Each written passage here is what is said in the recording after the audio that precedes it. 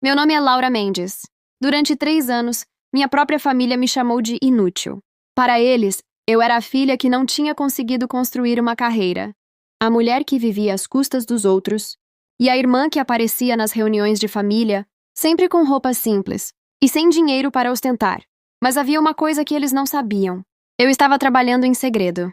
E o que eu estava construindo, durante aqueles 3 anos, iria destruir tudo o que eles acreditavam possuir.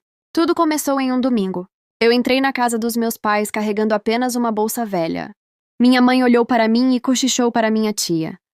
Lá vem a pechincheira! Minha irmã Carolina riu. Aposto que veio pedir dinheiro outra vez. Todos começaram a rir. Eu não respondi. Apenas sorri. Porque dentro daquela bolsa havia um pequeno pendrive. E dentro daquele pendrive estava o segredo que poderia fazer minha família perder milhões. Meu pai percebeu meu silêncio e perguntou: Laura, você está trabalhando em alguma coisa ou continua sem fazer nada? Eu respirei fundo. Estou trabalhando. Minha irmã gargalhou.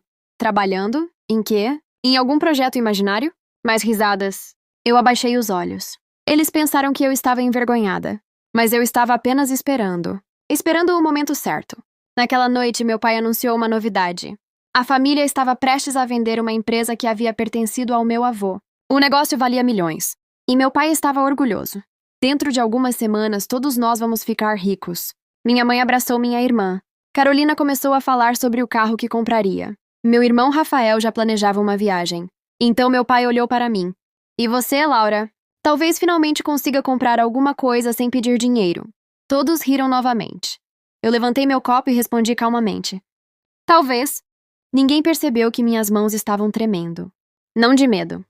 De expectativa, porque aquela venda escondia um problema.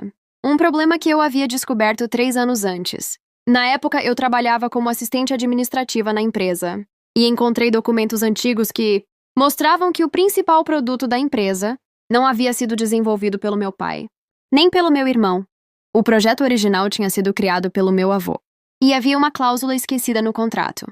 Uma cláusula que dava os direitos do projeto à pessoa que comprovasse ter desenvolvido a versão final. Meu avô tinha deixado instruções específicas, mas ninguém procurou esses documentos, exceto eu.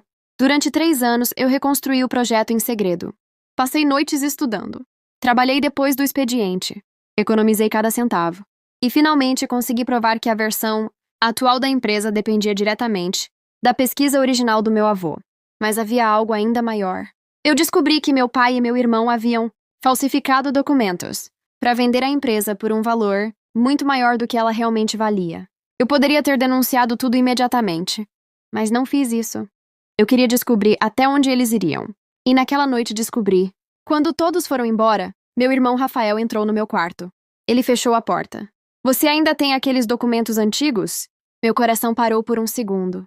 Que documentos? Ele sorriu. Mas não era um sorriso amigável.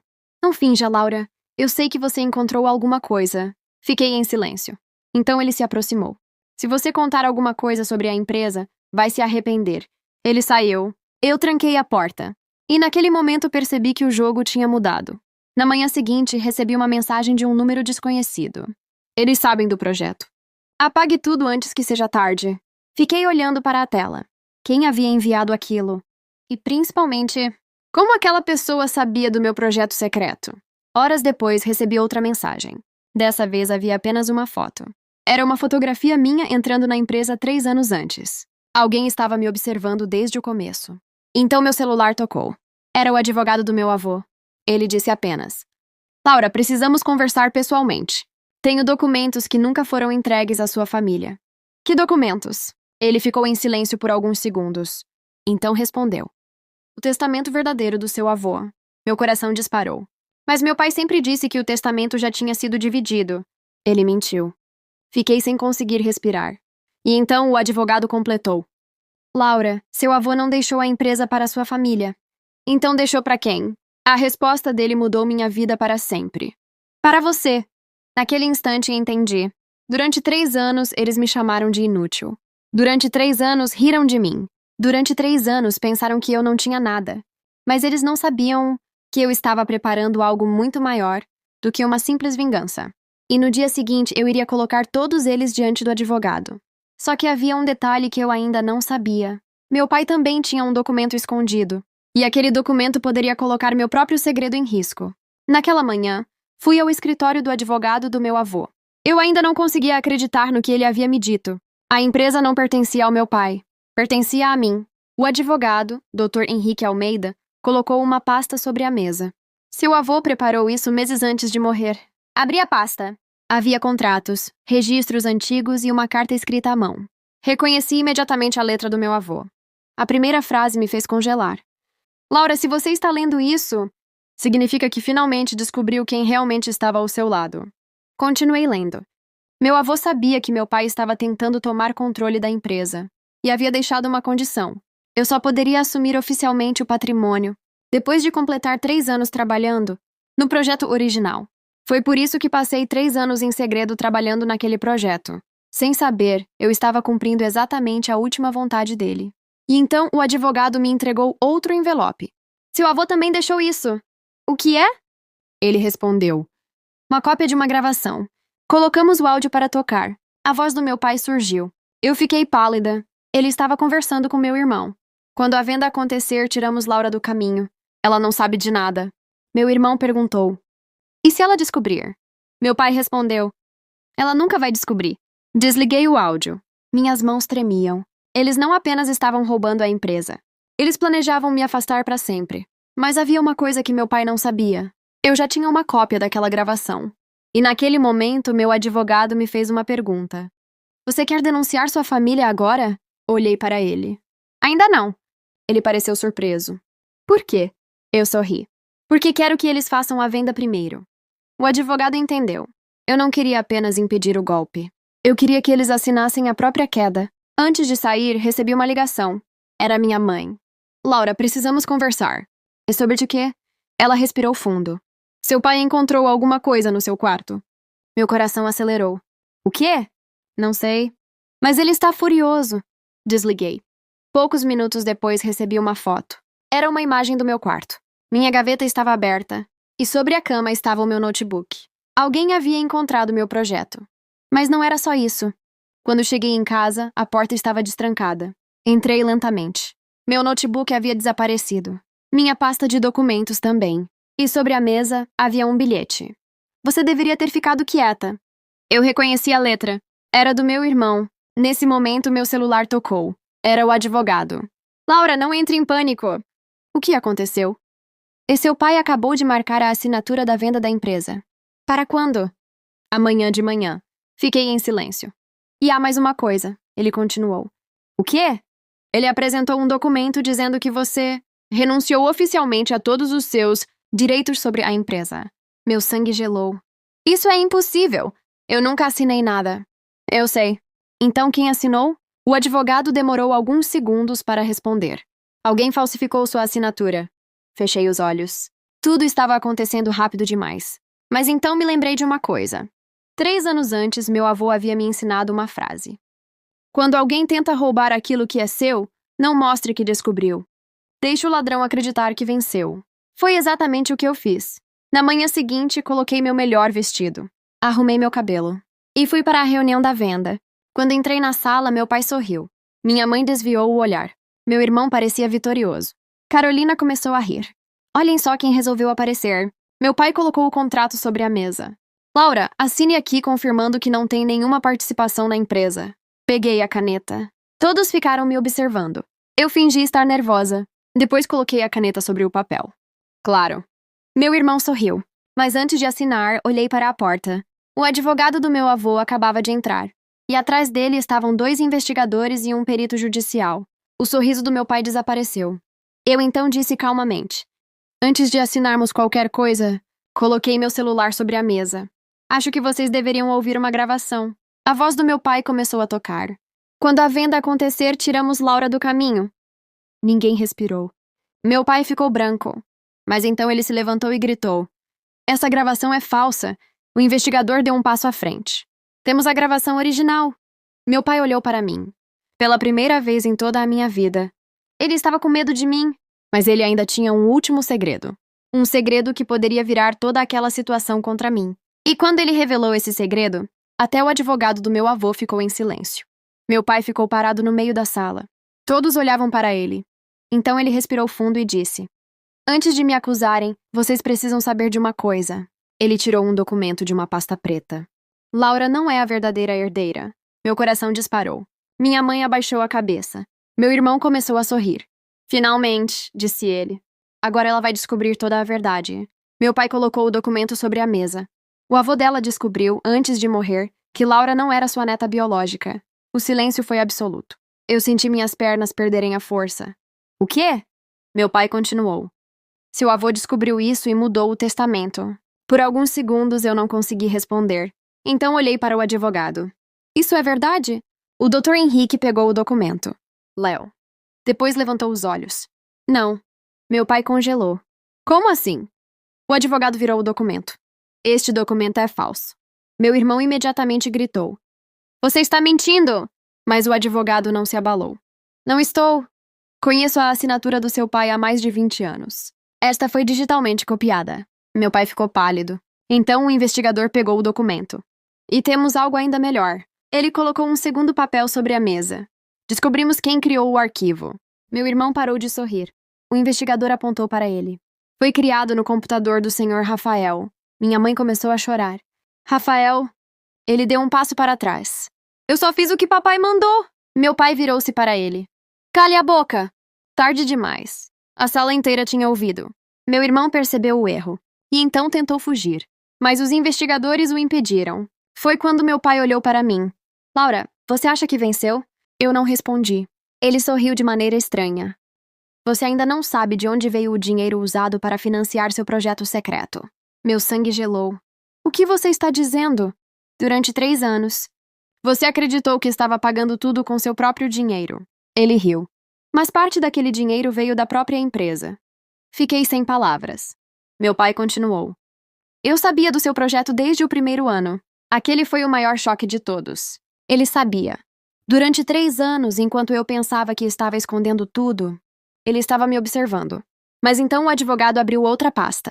Senhor Augusto, há uma coisa que o senhor não sabe. Meu pai franziu a testa. O advogado retirou uma série de extratos bancários. O dinheiro que financiou o projeto da Laura não saiu da empresa. Ele colocou os documentos na mesa. Saiu de uma conta secreta aberta pelo seu próprio pai. Meu pai ficou imóvel. Impossível. Não, respondeu o advogado. Seu pai sabia que você tentaria tomar a empresa. Por isso criou uma reserva para Laura. Olhei para os documentos. Meu avô tinha planejado tudo. Até o meu projeto. Até o dia em que minha família tentaria me destruir. Então o advogado entregou a última carta. Esta é para você. Abri. Havia apenas algumas linhas. Laura, nunca confunda silêncio com fraqueza. Eu sei que você será subestimada. Use isso a seu favor. Meus olhos se encheram de lágrimas. Durante anos eu achei que estava sozinha. Mas meu avô havia acreditado em mim desde o começo. Então chegou a hora da verdade. O advogado levantou-se e anunciou. A venda da empresa está suspensa. Meu pai gritou. Você não pode fazer isso. Posso. Porque a verdadeira proprietária é Laura Mendes. Meu irmão foi levado pelos investigadores. Minha mãe tentou se aproximar de mim. Filha, por favor. Eu dei um passo para trás. Durante 3 anos vocês me chamaram de inútil. Ela começou a chorar. Nós estávamos errados. Eu olhei para meu pai. Não. Vocês não estavam apenas errados. Fiz uma pausa. Vocês escolheram me humilhar porque acharam que eu nunca teria poder para reagir. Meu pai não respondeu. Então coloquei sobre a mesa uma última pasta. E ainda existe mais uma coisa. Ele olhou para mim assustado. Dentro daquela pasta estavam todos os documentos que provavam os desvios de dinheiro, a falsificação dos contratos e a tentativa de fraude na venda da empresa. Meu pai percebeu que não havia mais saída. Mas antes que os investigadores o levassem, ele se aproximou de mim e sussurrou. Você vai se arrepender de destruir sua própria família. Olhei diretamente nos olhos dele. Vocês destruíram essa família quando decidiram me transformar em inimiga. Ele foi levado. Eu pensei que tudo havia terminado. Mas naquela mesma noite, recebi uma mensagem de um número desconhecido. A mensagem tinha apenas uma frase. Seu pai não era o único envolvido. Logo depois, chegou uma fotografia. Era uma foto do meu avô, ao lado de uma pessoa que eu nunca tinha visto. E atrás da foto estava escrito: A verdadeira história começa agora. Foi então que percebi que minha vingança contra minha família talvez fosse apenas o começo. Aquela mensagem não me deixou dormir. Seu pai não era o único envolvido. Na manhã seguinte, voltei ao escritório do Dr. Henrique. Coloquei a fotografia sobre a mesa. Quem é esse homem ao lado do meu avô? O advogado ficou em silêncio por alguns segundos. Então respondeu. O sócio que seu avô acreditava que tinha morrido há 20 anos. Meu coração acelerou.